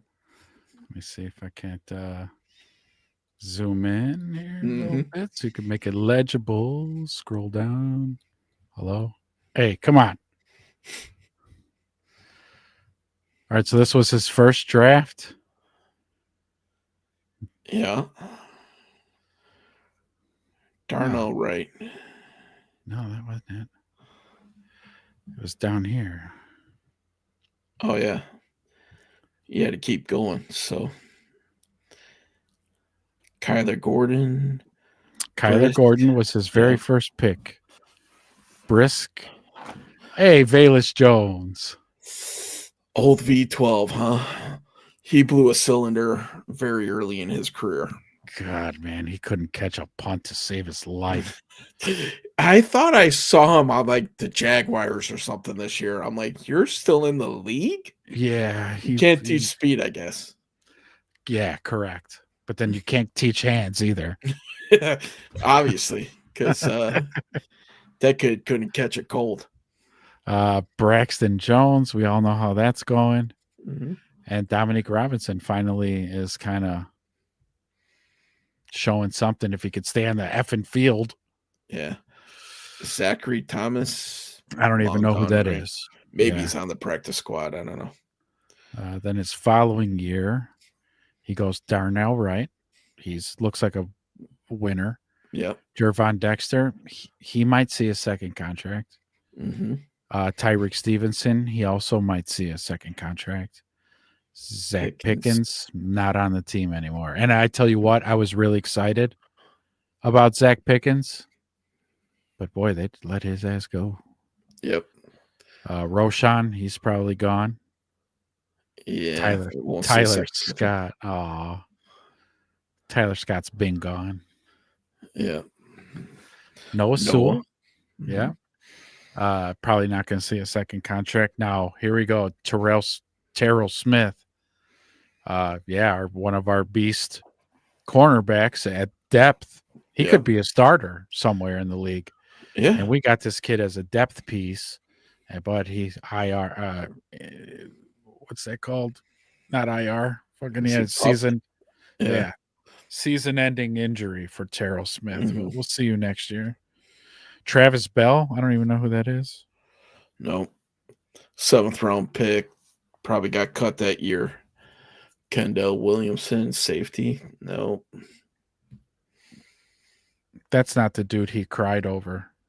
No, because he cut that guy No. from. He He was a cut that guy from. veteran. Yeah. Mr. Feng Shui Namaste guy. No. Yeah, No. that's not him. Okay. Then the next draft. Possibly the draft that we can say may have changed the course of this franchise for the next 10 years. Absolutely. With that number one, Mm-hmm. Caleb Williams, boy. Roma Yeah, Dunze boy. too, because Roma Yeah. Dunze is going to grow with him. Karan Amagaji, you're out of here. A reach. Yeah. Yeah, total reach, man, for at a third round too. That's a bummer. That's a piss poor pick right there. When you And he only was had 5 injured. picks. Yeah. Yeah, and he was injured too. Well, he had some like amazing college stats, like he never gave up a sack in college. Well, he threw that stat out the window pretty quick when he joined the NFL. I think his first snap, he gave up a sack. And we got Torrey Taylor. He's probably going to be our punter his whole career. So Mm-hmm. Torrey Taylor will be a household name for the next 15 Austin years. Booker. And then there's a little book right We'll there. see. We're Yep. seeing that chapter's being written right now. I'd like this draft, although I wouldn't have drafted. I wouldn't have went with Colson Loveland. Again, I would have went left tackle. Talked about this with Ursery myself. I would have went, but it's done and in the books. So Colson Loveland, I like the pick. He'll probably be our tight end for a while. Mm-hmm. Luther Burden, love the pick. The kid's a beast. He needs to start taking some of Zacchaeus' catches, reps. Yep. targets. Trapillo, looks like he might be an all right depth piece. We don't know. He goes in on a Jury's lot of still out. packages, Yep. which is good to see him active in the offense like that. So the kid's getting game time reps. So Mm-hmm. that pick wasn't terrible. Shamar Turner, my God, I was Why? one. Yeah, Why do I you was have to get hurt? Yeah. honestly, I was really hopeful of this kid. He was just beginning to get a lather going, Mm-hmm. and out for the season. My God, Ruben Hippolyte. 4th round. Wow. Yeah, Okay. yeah, a little high for Hippolyte there. Mm-hmm. We'll see how what pans out. He's just coming back from injury, so we'll see. This one was also a head scratcher. Zay or Za Frazier. Yeah. He just missed everything. Training camp, spring OTAs, the fucking season, all for personal reasons that they won't tell us what it is. I hope he's okay. Mm-hmm. Luke Newman, that's a guard. Was he the one out of Michigan State? I think. Possibly. All I know is we don't see him on the field. No. So Yeah, maybe he he's was a depth piece.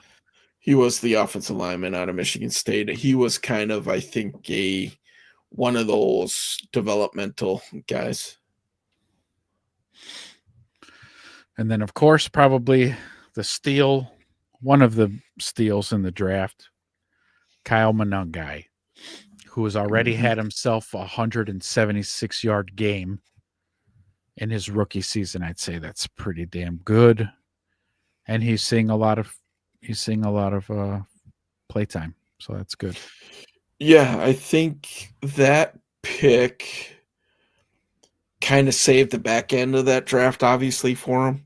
Because after the 2nd round, it got pretty hairy there for a while. Yeah. I'm okay with Loveland there. I think that really set up that offense, and that was a Ben Johnson-inspired pick. Big time. First year, why not, make him feel welcome there?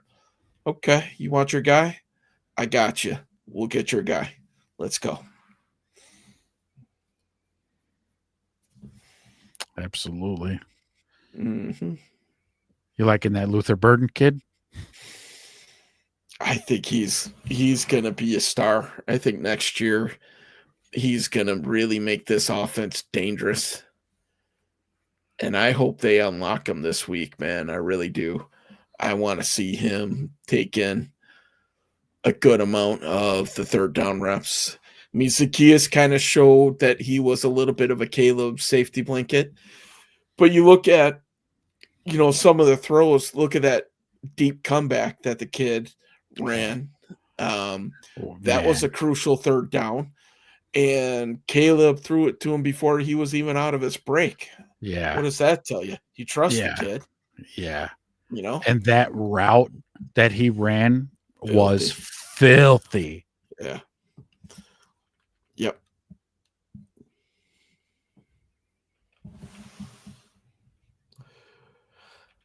So would you say more good than bad? 50-50? More bad than good? Yeah, more good than bad. No doubt. Yeah. I would think I would have to agree with that, right? Yeah, here we go. I just want to show this because this is fucking nuts.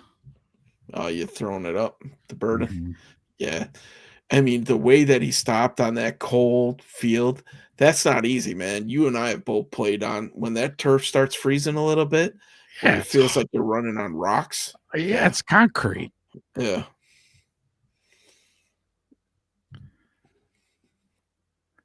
I mean, just drops those hips, boom. Yeah. Nothing. You can't defend that shit. No. You can't defend that shit. No. That was pure gold right there. And that's what I want to see. The kid's got speed for days. Let's use it, man. Zacchaeus is fast. I get it. But Burden's a bigger target. I think they have the same amount of yards or really close in yards.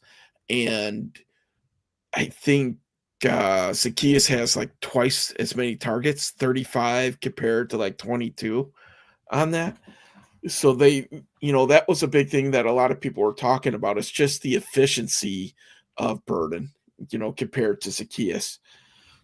So, man, let's let the kid cook, man. Let's see what the rookie's got. You know what you have in Zacchaeus, and Right. lately it's been nothing but drop balls. So why not?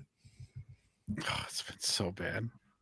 That just Sunday was a bad, and it's kind of one of those things like I I've seen every game, every snap this season, and I I agree with your defense of Zacchaeus. If he's been great third down target, he Mhm. had been dependable, but that game on Sunday was just bad. Yeah. I mean, you dropped the touchdown, you were dropping other passes. And I tell you what, I didn't see Burden drop any passes on No. Sunday. Let's look at the stat line between the two. Okay. Yeah, I found it. Zacchaeus, yep, 32 grabs, 248 yards, averaging 7.8 per reception, one touchdown, long of 16. He could have had a long of like 94 if he caught that one against Washington. And then you look at Luther Burden, 16 grabs, 222 yards, averaging 13.9, long as 65, which was that one down the left sideline, right? And a tutty to go with it. I don't know. Stats don't lie, right? No, Stats are they fact. numbers don't lie. No, that's what my math teacher always told me, at least. So, yeah, it's. I want to see the kid. I want to see him in on the turf.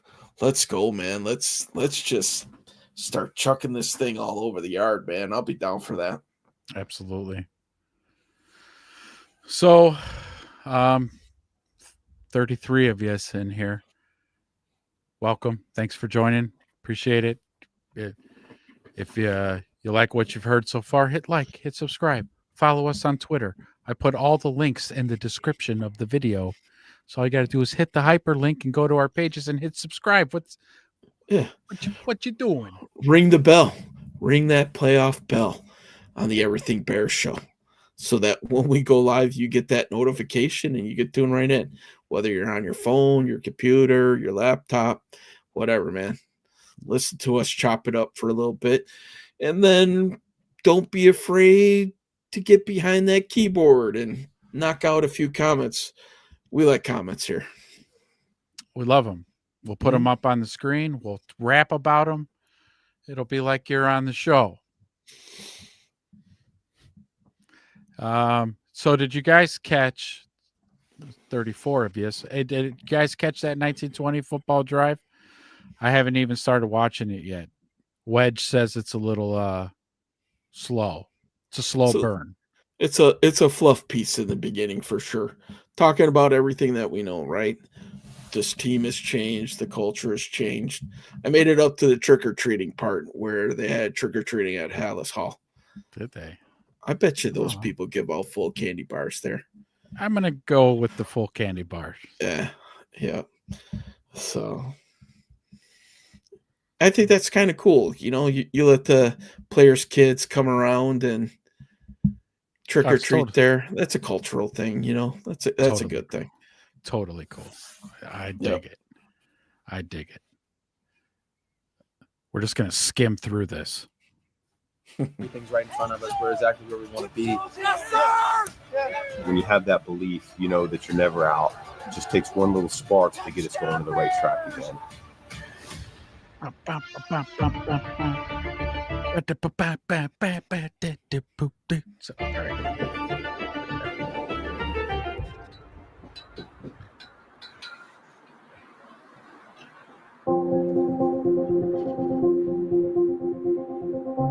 Rested, recharged, ready.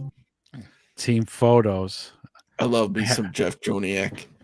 Oh, Joniak, are you kidding? He's the GOAT. I don't know what's going to happen when they have to replace him. It's going to be the equivalent of like Harry Carey. I mean, if for some of us older Bears fans, I mean, we had Wayne Larrivee for when I was a kid. He was the voice of the Bears for me. Oh, And the fact that he left to go announce for that team up north, I was like a dagger to my heart. To coin his phrase, right? This is your dagger. Thanks. It's right in my back now, you freaking traitor. But I still love listening to him. When I'm driving around and there's nothing else on a Sunday and I can't get the Bears, I'll listen to his voice. The way he announces the game, by far, yeah, childhood memories right there. iconic, nostalgic. Mm-hmm. So I have to do this. Oops, let me go back because I heard a little rumor and I want to see it for myself. And I think I saw Ready. it. Yeah, see? Okay, so I heard from a source that in this team photograph, someone maybe felt like he's too fucking good to be in the team photo. He didn't make Okay. it. And sure enough, if you look here to the bottom left, because they line up numerically, chronologically, that is, you got DJ who wears number 2 right here. Mm-hmm. Who's missing? Who's not sitting to his left? Who wears number 1? Jalen motherfucking Johnson. Hmm. Okay, you're injured. I get it. You could be rehabbing. I get it. But Right. you got to go, hey, you know what? I can't make physical therapy on Thursday because the team photos. Got to go take my team photo. I need answers. I need answers. Interesting. Is that why all of a sudden, after the Bears are 6-3, his rehab is going a lot quicker? Maybe.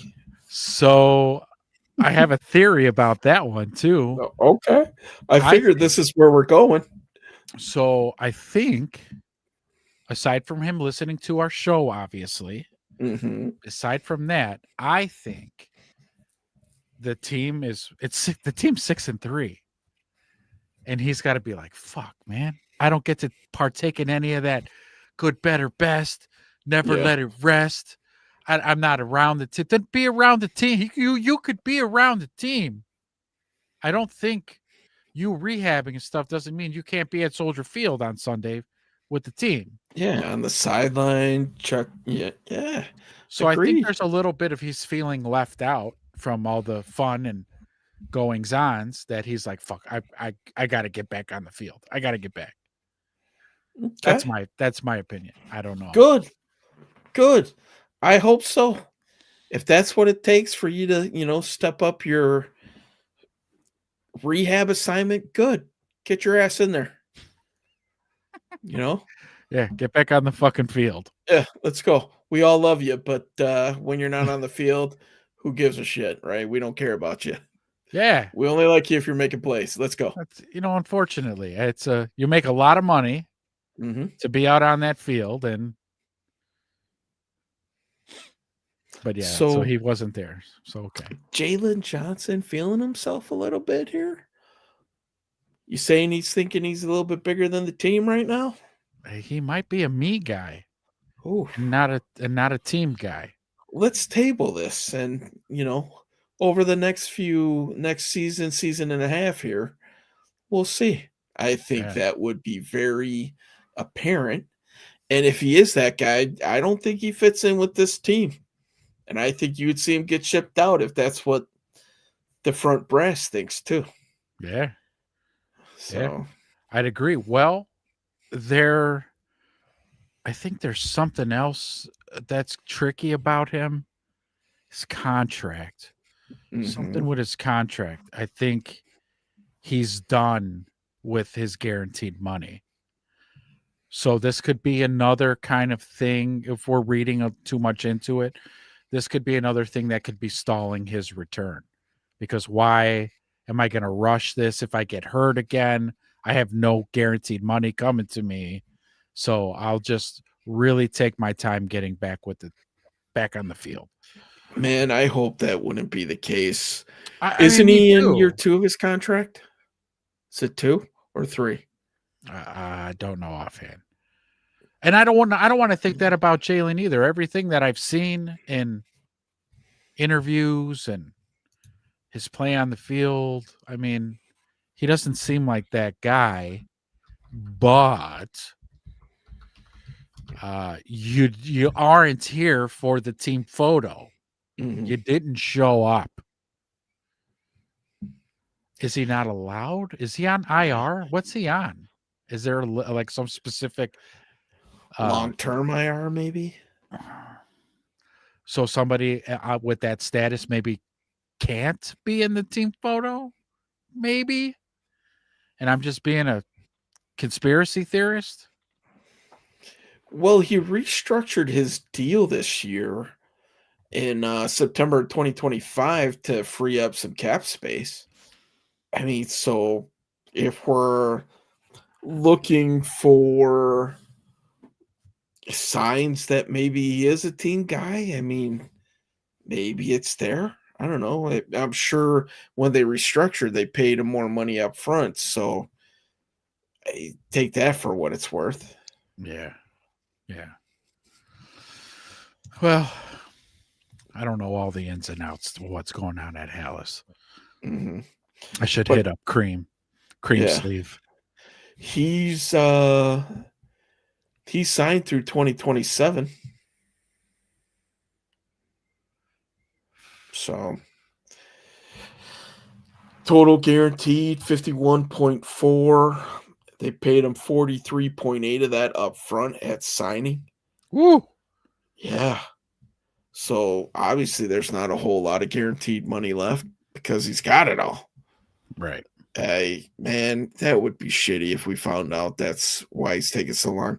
He got his money, who knows? That's pure speculation. It is. Don't listen to us, folks. There's 40 of you now. It's just we're speculating. That's all. Mm-hmm. We're reading way too deep into this team photo thing. We're playing conspiracy theorists. So everybody get out your aluminum foil hats because here we go. Oh, I need to have a prop aluminum foil hat in here. Yeah. But I need a foil hat and I need my fortune teller hat here. So that's right, your Swami hat. Yeah, my Swami. My crystal ball reading hat.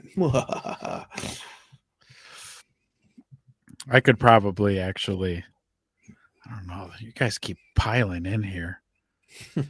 We're reaching about our 2-hour limit. This is about the end of the show. Yeah. We don't have time to watch 1920 Drive. But okay. I might could do it solo. Like I do every year. I just sit and bullshit and swear and tell jokes and make an ass out of myself and you all clap and like, look at this clown. Mm-hmm. Say something funny, clown. Do the who's this bit again. Yeah. That was fun. Well, all right, we got 7 minutes left and we'll wrap up, but 40 of you is in here.